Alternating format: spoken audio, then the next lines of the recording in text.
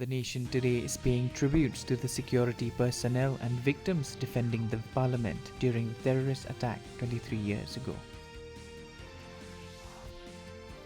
External Affairs Minister S.J. Shankar and his UAE counterparts Sheikh Abdullah bin Zayed bin Sultan Al Nahyan will co-chair the 15th UAE-India Joint Commission meeting in New Delhi today.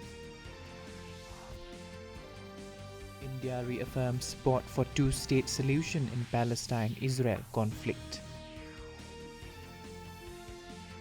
India's industrial output rose to 3.5% in October this year as per the data release.